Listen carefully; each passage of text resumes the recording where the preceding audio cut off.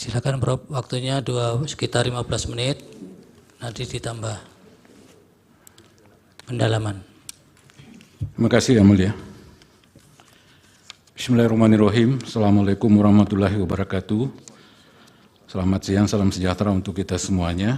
Yang Mulia, Hakim Mahkamah Konstitusi, perkenankan saya membacakan kesaksian ahli terkait dengan apa yang menjadi kewenangan Mahkamah di dalam mengadili dan memutus perselisihan hasil pemilihan umum, khususnya perselisihan hasil pemilihan presiden dan wakil presiden yang digugat dan diajukan oleh pasangan calon presiden dan wakil presiden nomor urut 1 dan nomor urut 3 selaku pemohon terhadap penetapan hasil perolehan suara pasangan calon presiden dan wakil presiden nomor urut 2 oleh Komisi Pemilihan Umum selaku termohon. Dalam ketentuan pasal 24C Undang-Undang Dasar Negara Republik Indonesia tahun 1945, dengan jelas dan tegas disebutkan bahwa mahkamah selanjutnya disebut mahkamah untuk mengadili pada tingkat pertama dan terakhir, serta putusannya bersifat final yang salah satunya adalah memutus perselisihan tentang hasil pemilihan umum. Dari ketentuan sebagaimana disebutkan di atas, memberikan pemaknaan secara konseptual bahwa kewenangan mahkamah di dalam memutus perselisihan hasil pemilihan umum, khususnya pemilihan presiden dan wakil presiden, berdasar pada dua hal pokok menurut ahli. Yang pertama adalah apakah mahkamah dalam hal ini akan melihat penetapan hasil perolehan suara yang ditetapkan oleh penyelenggara pemilihan umum, dalam hal ini KPU, sudah sesuai dan sah adanya, dan yang kedua, apakah dalam penetapan hasil perolehan suara tersebut terdapat hal yang tidak berkesesuaian dengan apa yang dimajukan oleh para pemohon, sehingga mahkamah akan mengambil putusan sendiri berkait dengan penetapan hasil perolehan suara tersebut. Dari perspektif teoritis ini kita bisa melihat betapa pentingnya memahami dan memaknai apa yang sebenarnya menjadi kewenangan mahkamah di dalam memutus perselisihan hasil pemilihan umum. Dalam pandangan ahli melihat bahwa mahkamah diharapkan dapat melakukan penilaian secara substantif terhadap perselisihan hasil pemilihan umum yang seringkali dianggap hanyalah sekedar melihat besaran perolehan hasil suara dari masing-masing pasangan calon presiden dan wakil presiden, dan tidak melihat adanya berbagai persoalan di dalam pemilihan umum. Padahal senyatanya dalam praktik dan putusan yang dilakukan oleh mahkamah justru telah menilai pula apakah di dalam proses penghitungan perolehan suara telah dilakukan atau dijalankan dengan benar ataukah tidak oleh penyelenggara pemilu. Dengan kata lain, mahkamah tentu akan melihat dan menilai pula apakah ada indikasi terjadinya kecurangan dan pelanggaran yang dilakukan oleh penyelenggara pemilihan umum, khususnya di dalam melihat proses perhitungan suara. Selain itu, mahkamah tentu juga akan menilai apakah penetapan hasil perolehan suara oleh KPU sudah sesuai ataukah tidak dengan fakta dan data yang dimajukan berkenaan dengan perolehan data dari masing-masing pasangan calon presiden dan wakil presiden. Inilah yang menurut pendapat ahli sangatlah penting untuk dicermati dan menilai bagaimana peran mahkamah di dalam melakukan penilaian terhadap perselisihan hasil pemilihan umum. Apakah sudah sesuai dengan apa yang menjadi kewenangannya ataukah tidak, dalam arti mahkamah jangan sampai melakukan penilaian di luar dari apa yang tidak terkait dengan kepentingan di dalam perselisihan hasil pemilihan umum. Pembatasan demikian tentu saja pada akhirnya akan menutup kemungkinan bagi mahkamah sendiri untuk melakukan penilaian di luar dari apa yang menjadi kewenangannya tersebut. Sebab kalau sampai hal tersebut dilakukan, maka tindakan atau perbuatan yang dilakukan tentu saja dapat dikategorikan sebagai sebuah tindakan perbuatan yang melampaui kewenangan. Sebagaimana dijelaskan di dalam konsep hukum administrasi, bahwa perbuatan atau tindakan di luar dari apa yang menjadi kewenangan disebut sebagai tindakan perbuatan yang melampaui kewenangan dan merupakan bagian dari penyalahgunaan kewenangan, serta tidak sesuai pula dengan asas kepastian hukum dan asas legalitas sebagai bangunan kokoh dari sebuah konsepsi negara hukum yang demokratis atau negara demokrasi yang berdasar atas hukum. Dalam hal ini ahli tidak bisa membayangkan kerumitan dan kesulitan yang akan terjadi manakala mahkamah berpendirian dan berpendapat bahwa mahkamah harus pula menilai setiap pelanggaran yang terjadi pada proses penyelenggaraan pemilihan umum sebagaimana diajukan oleh pemohon. Padahal Mahkamah sangat terbatasi oleh waktu, kurang lebih hanya 14 hari untuk sampai kepada sebuah keputusan perselisihan hasil pemilihan umum. Belum lagi terkait dengan adanya pembagian kewenangan terhadap setiap pelanggaran pemilihan umum yang terjadi sebagaimana diatur secara jelas di dalam ketentuan Undang-Undang Nomor 7 Tahun 2017, bahwa penanganan setiap pelanggaran, khususnya pelanggaran administrasi pemilihan umum, akan dilakukan oleh Bawaslu, sedangkan sengketa proses dilakukan oleh KPU dan tindak pidana pemilu masuk pada proses penegakan hukum pemilu, baik oleh Bawaslu maupun aparat penegak hukum. Kalau kita mencermati dengan seksama terhadap proses penyelenggaraan pemilihan umum presiden dan wakil presiden tidak lain untuk mewujudkan adanya rotasi kepemimpinan pemerintahan negara yang sudah barang tentu terbatasi pula oleh aturan sebagaimana tertuang di dalam Konstitusi atau Undang-Undang Dasar Negara Republik Indonesia tahun 1945. Dalam hal ini menurut ahli patut menjadi pertimbangan bagi Mahkamah di dalam menuntut perselisihan hasil pemilihan umum ini. Bila mana berpendapat dan berpendirian di luar dari apa yang menjadi kewenangannya, maka tentu saja akan berdampak pada sebuah situasi dan kondisi ketatanegaraan kita yang memang belum pernah terjadi dan kita alami sebelumnya, di mana proses pergantian atau rotasi kepemimpinan nasional tentu tidak akan terwujud dan akibat hukumnya akan terjadi kekosongan jabatan presiden dan wakil presiden yang segera akan berakhir pada bulan Oktober tahun 2024. Oleh karena itu, ahli berpendapat dan berpendirian bahwa perlunya Mahkamah dengan cermat dan hati-hati serta bijaksana di dalam memutus terhadap perselisihan hasil pemilihan umum di luar dari apa yang menjadi kewenangannya. Hal tersebut sesuai pula dengan pertimbangan Mahkamah dalam 2 putusan terakhir yang ditetapkan terkait dengan pembatasan masa jabatan kepala daerah, bahwa perlu adanya keseimbangan di dalam melihat dan mencermati adanya 2 sisi kepentingan yang berbeda dalam sebuah pengaturan yang dilakukan, sehingga tidak boleh menimbulkan adanya ketidakadilan di antara keduanya. Berdasar kepada hal tersebut di atas, maka ahli berpendapat dan berpendirian bahwa Mahkamah di dalam memutus perselisihan hasil pemilihan umum sudah seharusnya pula mempertimbangkan adanya keseimbangan di dalam melihat 2 sisi kepentingan yang berbeda di dalam perselisihan hasil pemilihan umum. Apakah Mahkamah akan melakukan sesuai dengan apa yang menjadi kewenangannya di dalam memutus perselisihan hasil pemilu, ataukah Mahkamah ingin memutus perselisihan hasil pemilu di luar dari apa yang menjadi kepentingan perselisihan hasil pemilihan umum dengan melihat semua persoalan pemilihan umum mulai dari pelanggaran pemilu, sengketa proses dan tindak pidana pemilu, ataukah Mahkamah seharusnya tetap teguh berpendirian dan berpendapat pada apa yang menjadi substansi sengketa hasil dari pemilihan umum. Oleh karena semua persoalan yang terkait dengan pelanggaran pemilihan umum seyogyanya telah diserahkan penyelesaiannya kepada lembaga lainnya. Apatah lagi kalau pelanggaran pemilihan umum tidak pernah terlaporkan, maka tentu saja Mahkamah tidak perlu menerimanya sebagai sebuah persoalan. Mahkamah tidak boleh dijadikan sebagai lembaga yang menerima semua persoalan dan boleh dikatakan sebagai lembaga banding hanya untuk menilai persoalan yang sebenarnya sudah harus dilakukan oleh lembaga lainnya. Perlunya Mahkamah dalam hal ini menjaga adanya suatu keseimbangan, di dalam arti Mahkamah tidaklah mengambil kewenangan yang sudah diserahkan kepada badan atau lembaga lainnya untuk bisa menyelesaikan pelanggaran pemilu. Bukan berarti Mahkamah tidak bisa memberi keadilan di dalam proses penyelenggaraan pemilihan umum berdasar pada prinsip-prinsip pemilu yang jujur dan adil serta demokratis. Akan tetapi sesungguhnya Mahkamah justru telah memberikan keadilan manakala Mahkamah tetap berpendirian dan berpendapat bahwa perselisihan hasil pemilu tetap menjadi batasan Mahkamah di dalam melakukan penilaian dan memutus perselisihan hasil pemilihan umum yang diajukan oleh para pemohon. Demikian pandangan dan pendapat ahli terkait dengan kewenangan Mahkamah di dalam memutus perselisihan hasil pemilihan umum dan dapat mewujudkan rotasi kepemimpinan nasional secara berkesinambungan. Wassalamualaikum warahmatullahi wabarakatuh. Waalaikumsalam. Dari pihak terkait ada yang mengajukan pertanyaan? Ada yang mulia, ada untuk ahli ini kami ajukan ada 2 penanya, saya sendiri sama rekan Satria Nararia. Silakan. Saudara ahli ya,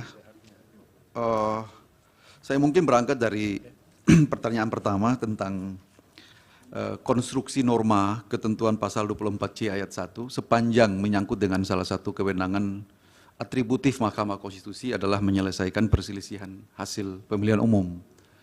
Barangkali kita ingin mendapatkan satu pemahaman yang jauh lebih mendalam ya, sepanjang menyangkut dengan terminologi hukum yang dipakai oleh pengubah konstitusi pada saat itu dengan kata tentang perselisihan umum. Jadi coba barangkali ada satu perspektif yang jauh lebih mendalam tentang soal itu. Karena banyak juga pendapat yang mengatakan ya, tentang hasil pemilihan umum itu bisa juga diperluas atau ada satu ekstensifikasi untuk masuk pada persoalan-persoalan proses. Sehingga barangkali dari pandangan itu ada satu apalagi namanya sikap yang jelas tentang bagaimana dan seperti apa batasan-batasan yang secara restriktif diberikan kepada Mahkamah Konstitusi.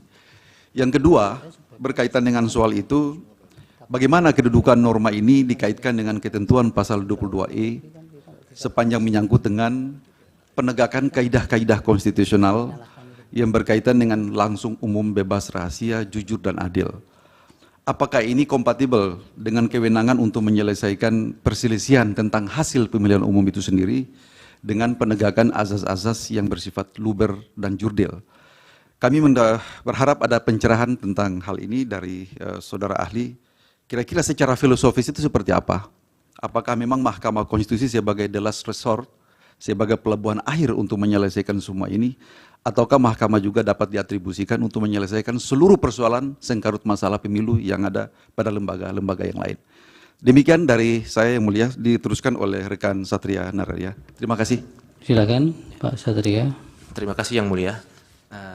Saudara ahli, dalam konteks perselisihan hasil pemilihan umum, Presiden dan Wakil Presiden, bagaimana pandangan ahli mengenai kapan dan seberapa jauh Mahkamah Konstitusi dapat menerapkan judicial activism dan kapan Mahkamah Konstitusi harus membatasi dirinya dengan menerapkan judicial restraint?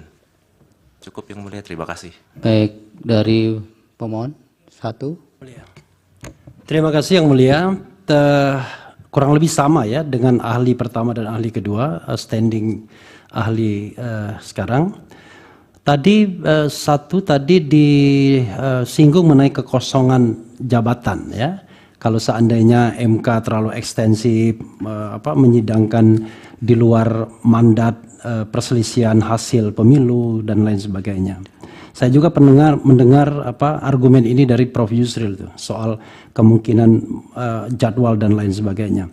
Saudara ahli sudah membaca petitum yang disampaikan permohonan 1 dan permohonan 03? Sudah ya? Oke. Kalau seandainya petitumnya itu dikabulkan, yaitu diskualifikasi Prabowo Gibran dan kemudian diperintahkan PSU pemungutan suara ulang, menurut saudara akan terjadi kekosongan hukum, jadwal tidak bisa lagi. Karena kalau itu dikabulkan kan berarti yang akan bertanding untuk pemungutan suara ulang, sekali lagi bukan pemilihan, yaitu 1 dan 3. Itu perlu dijelaskan agar jangan sampai klaim kekosongan ini kemudian menjadi alasan. Kemudian yang kedua, tadi juga punya standing position bahwa ya sebaiknya kalau pelanggaran-pelanggaran itu diselesaikan sesuai dengan tingkatannya masing-masing, sesuai dengan pembagian tugas Bawaslu dan lain sebagainya, DKPP. Pertanyaannya adalah MK sudah menjelaskan posisinya baik dalam putusan pertama Pilpres maupun tahun 2004 maupun putusan terakhir Pilpres 2019. Tadi yang dikutip oleh Yang Mulia Saldi Isra, bahwa hal-hal di luar penghitungan juga diproses. Perkara kemudian dikabulkan atau tidak itu soal lain. Tapi yang jelas tidak dinyatakan NO. Nah, kalau seandainya ada fakta seperti itu, bagaimana pendapat saudara? Apakah kemudian tetap menyarankan pada MK untuk kali ini tidak usah mempermasalahkan atau menyidangkan hal-hal seperti itu lagi? Yang ketiga, menurut Anda, menurut ahli ya, menurut ahli, perselisihan tentang hasil pemilu itu mandat MK di pasal 24C Undang-Undang Dasar 1945. Sepengetahuan ahli, apa yang dimaksud dengan hasil pemilu itu atau perselisihan tentang hasil pemilu itu. Karena kita tahu bahwa dalam konteks pemilu legislatif ada angka yang diperoleh oleh partai politik, ada kursi yang akan dibagikan sesuai dengan sistem proporsional, dan ada calon terpilih yang akan ditetapkan. Apakah calon terpilih itu bukan hasil pemilu? Toh pemilihan itu ujungnya adalah orang. Itu 3 pertanyaan saya. Dilanjutkan teman saya? Cukup ya? Cukup. Cukup. Dari pemohon 2. Terima kasih Yang Mulia. Saya ada beberapa pertanyaan kecil kepada saudara ahli. Yang pertama yang ingin saya tanyakan kepada saudara ahli, kalau ada asumsi atau ada anggapan bahwa satu proses pemilihan umum dianggap ada yang sesat, ya. Ada yang katakanlah cukup banyak ketidakadilan yang terjadi di dalam prosesnya. Apakah menurut saudara ahli, ya, terutama kalau dikaitkan dengan misalnya bahwa proses itu berasal dari putusan-putusan atau tindakan-tindakan yang juga sesat. Apakah menurut saudara ahli, hal seperti ini tidak boleh diadili? Karena bagaimanapun juga kan persoalan ini kan terkait dengan keadilan para pemilih. Itu yang pertama yang saya tanya kepada saudara ahli. Kemudian yang kedua yang saya mau tanya kepada saudara ahli, kalau kita lihat teks dari Undang-Undang Dasar dan Undang-Undang Mahkamah Konstitusi itu sama persis isinya. Terkait dengan kewenangan Mahkamah Konstitusi dan dalam hal memutus perselisihan ini. Yang dikatakan memutus perselisihan tentang hasil pemilihan umum. Nah, kemudian terjadi penyempitan ketika dalam undang-undang pemilu. Ya.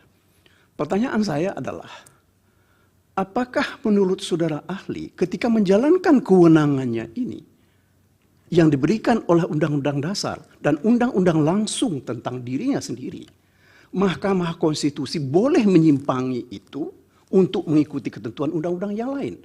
Atau ya, menurut saudara ahli, mereka harus stick kepada menjalankan kewenangan yang diberikan oleh Undang-Undang Dasar dan undang-undang dari Mahkamah Konstitusi itu sendiri? Itu pertanyaan saya yang kedua.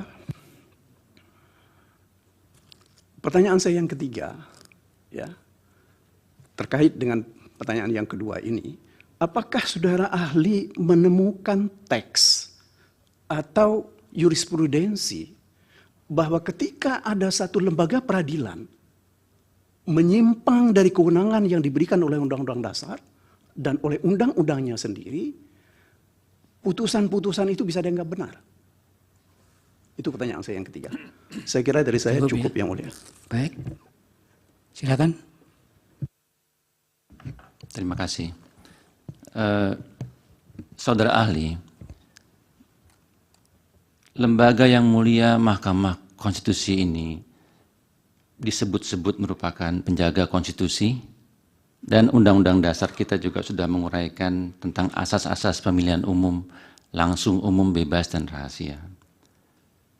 Dalam konteks ini MK bukan hanya sekali, tapi telah berkali-kali mengeluarkan atau bekerja keras mencoba mencari keadilan yang seadil-adilnya secara substantif. Bukan hanya soal prosedur dan bukan hanya soal TSM saja. Terakhir di putusan MK dalam sengketa di tahun 2019, itu ada mungkin 10 atau 11 argumentasi yang dibahas satu demi satu oleh MK secara mendalam. Nah, hal-hal ini kalau kami analisa, tampaknya tidak sesuai dengan materi yang tadi pemohon sampaikan atau ahli sampaikan yang mencoba membatasi kewenangan MK. Nah, bagaimana pendapat ahli tentang upaya MK ini untuk mencari keadilan substantif? Apakah hal itu tidak dapat dilakukan? Cukup majelis. Cukup ya. Dari termohon,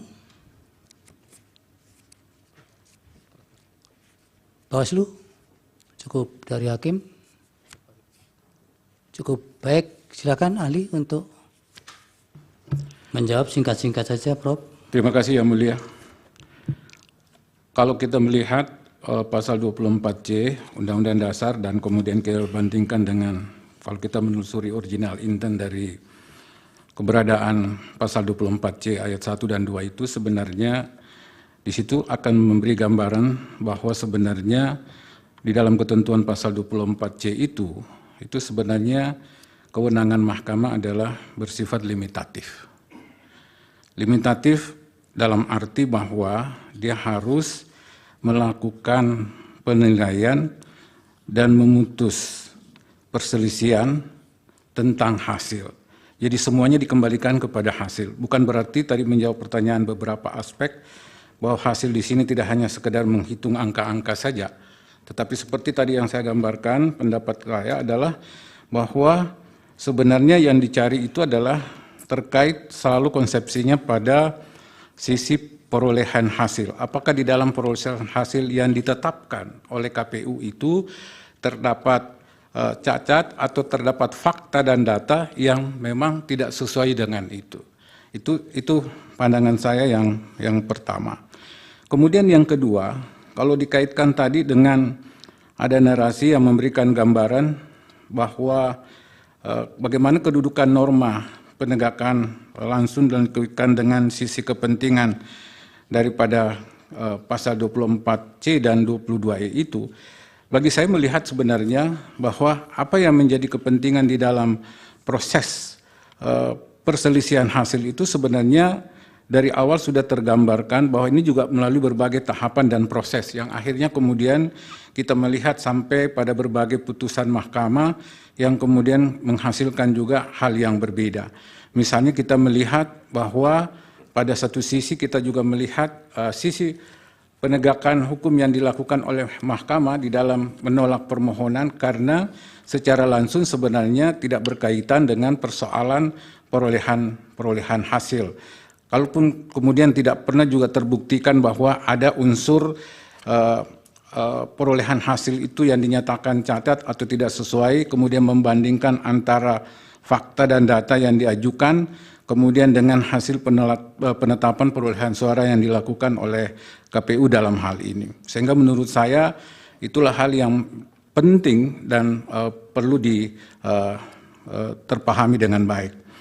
Nah, kemudian kalau kita bicara tentang apakah kemudian mahkamah bisa melakukan judicial activism, saya kira kalau dipertentangkan dengan judicial restriction, saya kira ini menjadi dua hal yang berbeda menurut saya. Karena kalau menurut saya pandangan judicial activism itu tercakup menyangkut soal pilihan hakim di dalam memutus untuk mewujudkan hukum dan keadilan.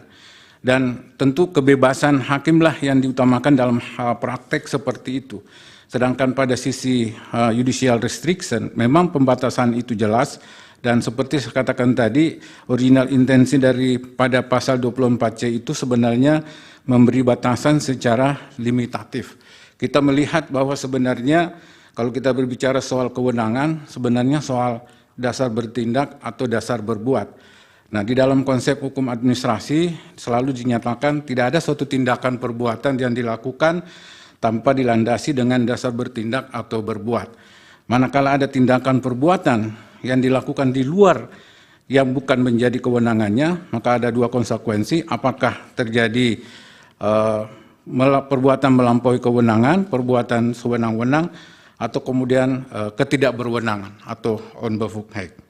Nah, sehingga dengan demikian menurut saya sisi kepentingan di dalam melihat hal aspek terhadap frasa memutus perselisihan tentang hasil pemilihan umum, kata tentang itu juga sebenarnya bagi saya adalah menunjukkan limitasi terhadap apa sebenarnya yang akan dipersoalkan, apa yang akan diputuskan sebenarnya.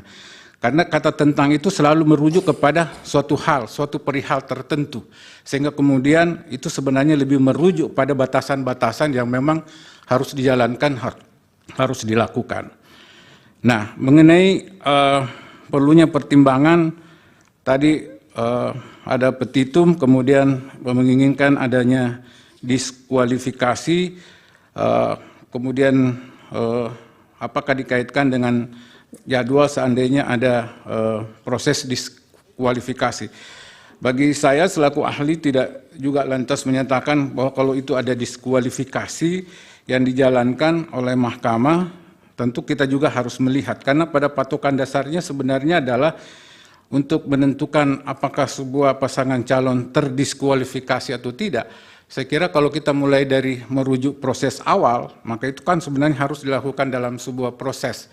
Dan kalau proses itu tidak pernah tersampaikan, maka kemudian langsung mau dibawa ke mahkamah. Nah, menurut inilah pertimbangan saya seharusnya mahkamah tidak mempertimbangkan untuk hal itu. Bagaimana MK sudah menjelaskan posisinya, kemudian tidak tidak mempersoalkan lagi. Bagi saya sebenarnya kalau kita melihat merujuk pada berbagai putusan yang dijalankan oleh MK, maka kemudian kita bisa melihat bahwa hal yang ingin dijalankan oleh mahkamah menurut pandangan ahli adalah bahwa kalau sesuatu hal itu memang masih menjadi hal yang samar dan tidak begitu jelas, sehingga kemudian dia harus melakukan sebuah proses penilaian yang mandiri untuk sampai kepada sebuah keputusan. Tetapi kalau hal itu sebenarnya sudah jelas dan tegas ditegaskan di dalam norma kewenangannya, maka menurut saya itu tidak penting lagi dilakukan. Kemudian tadi saya sudah mengungkapkan mengenai perselisihan hasil pemilihan tidak hanya berupa angka-angka, dan ini seringkali disebut sebagai bahwa mahkamah jangan sampai bertindak berfungsi sebagai mahkamah kalkulator. Makanya dari awal saya menyatakan dari praktik dan putusan mahkamah sendiri, saya tidak melihat bahwa mahkamah hanya mempersoalkan angka-angka saja. Toh juga jauh menungkik mendalam melihat substansi dari perolehan hasil suara yang ditetapkan oleh KPU dan juga membandingkan dengan fakta dan data dari perolehan hasil suara dari para pemohon. Sehingga kemudian dari situ apakah kemudian ada indikasi kemudian terjadinya pelanggaran, dan kemudian mahkamah nanti akan mempertimbangkan. Tapi pertimbangan mahkamah dalam hal ini tetap mengacu kepada apa yang saya sebut penetapan hasil pemilu itu sendiri. Jadi dia tidak boleh keluar daripada bagaimana mempersepsi perselisihan hasil itu dengan tetap mengacu pada apa yang dijalankan. Kemudian yang berikutnya adalah saya tidak mendapatkan, saya juga tidak bisa melakukan penilaian secara subjektif terhadap frasa yang kemudian dinyatakan bahwa ada proses yang sesat di dalam konteks ini. Sebagai ahli pandangan saya bukan dalam kapasitas untuk menilai sebuah kesesatan, sebuah proses, karena nanti juga akan dibuktikan oleh mahkamah sendiri di dalam putusannya. Apakah hal itu sebenarnya bisa dijalankan atau tidak.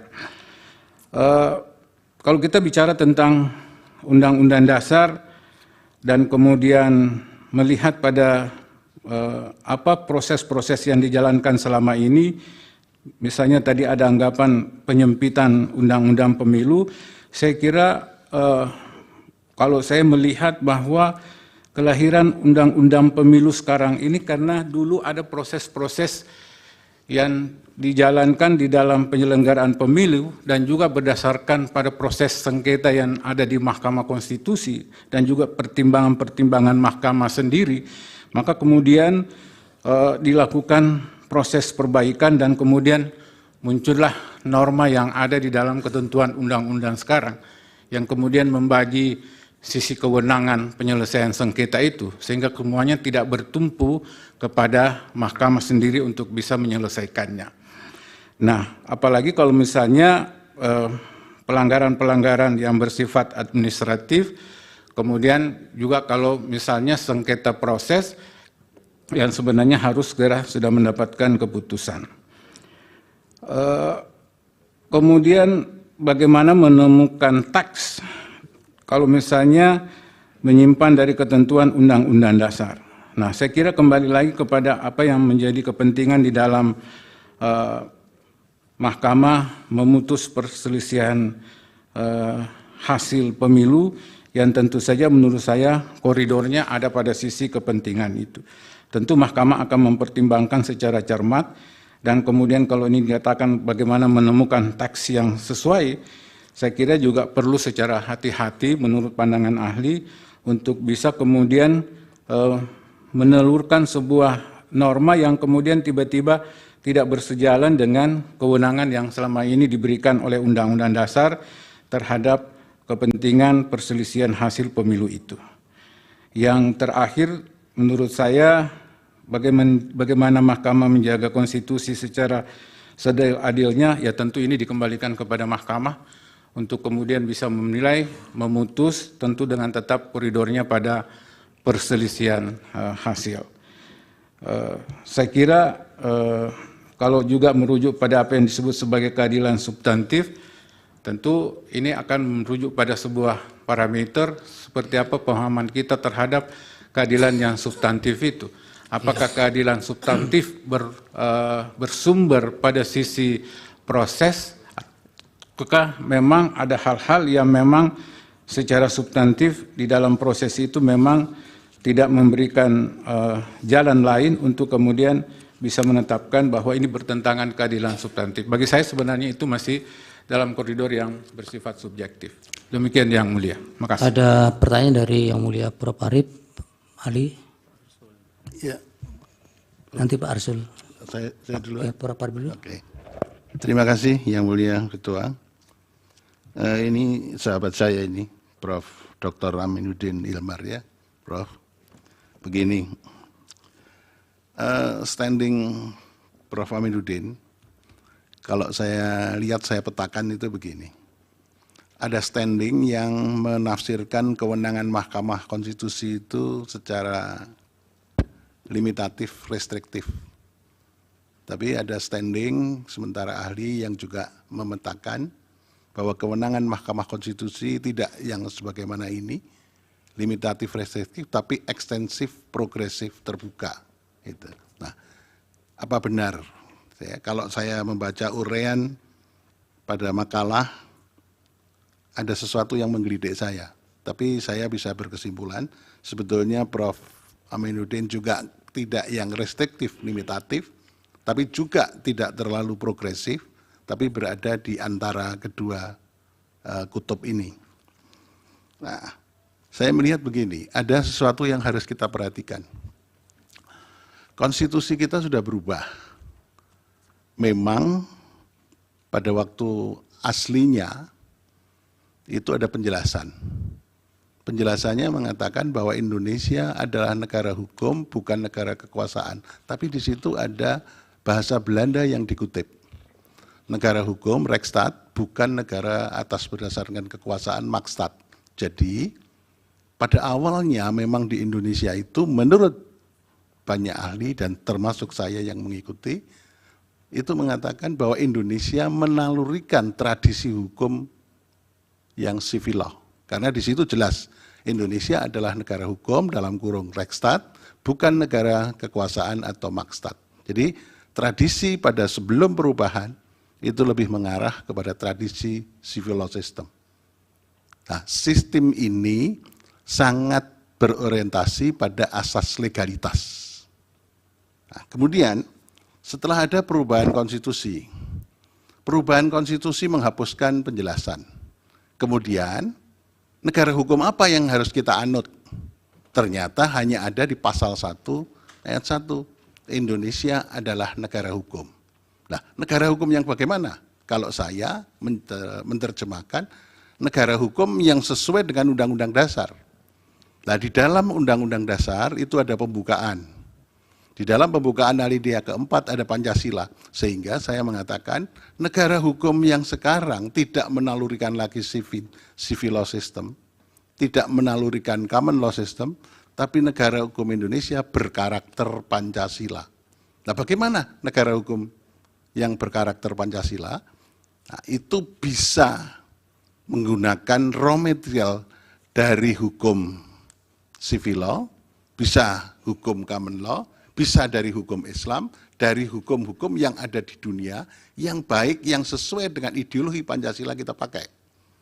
Dari apa yang saya sampaikan ini, maka saya tergelitik dengan tulisan Prof. Aminuddin yang mengatakan begini, di halaman 2, sebab kalau sampai hal tersebut dilakukan, maka tindakan atau perbuatan yang dilakukan oleh mahkamah tentu saja dapat dikategorikan sebagai sebuah tindakan atau perbuatan yang melampaui kewenangan.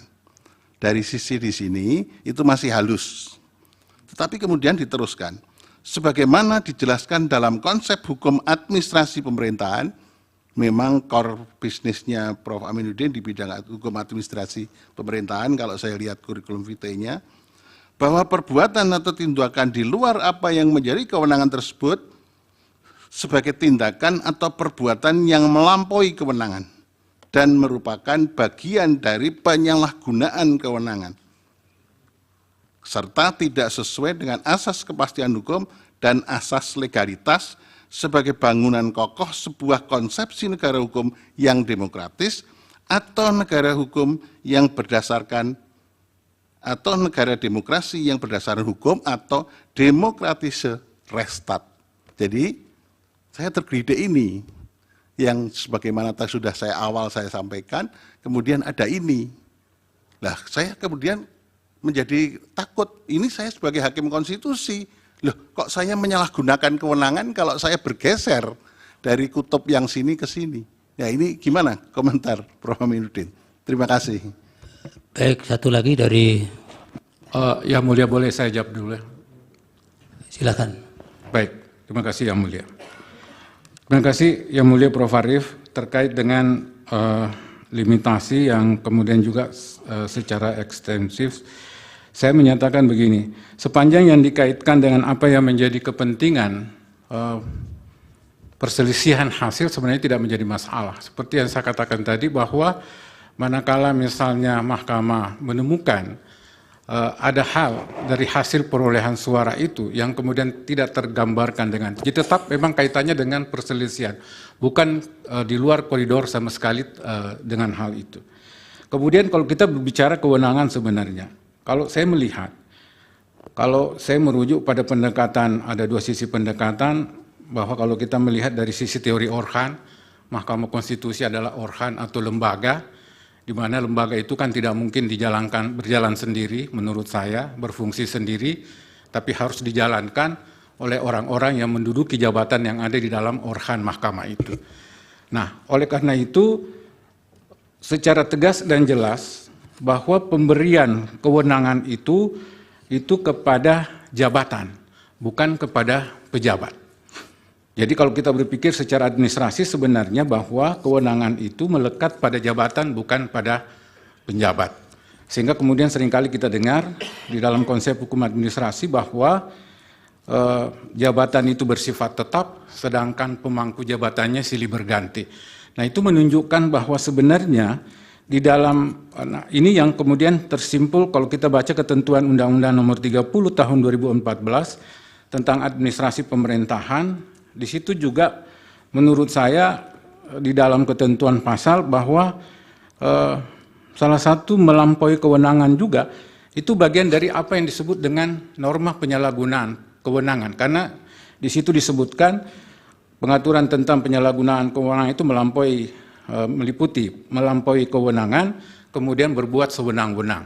Jadi bagian dari penyalahgunaan dan maupun berbuat sewenang-wenang itu dikategorikan masuk dari bagian besar yang disebut sebagai perbuatan penyalahgunaan kewenangan. Padahal menurut saya antara penyalahgunaan kewenangan dengan perbuatan sewenang-wenang itu dua hal yang berbeda. Kalau penyalahgunaan kewenangan lebih kepada apa yang kewenangan itu disimpangi, sedangkan pada perbuatan sewenang-wenang sama sekali tidak ada dasar wewenangnya, tidak ada dasar bertindaknya untuk kemudian mengambil suatu tindakan perbuatan itu.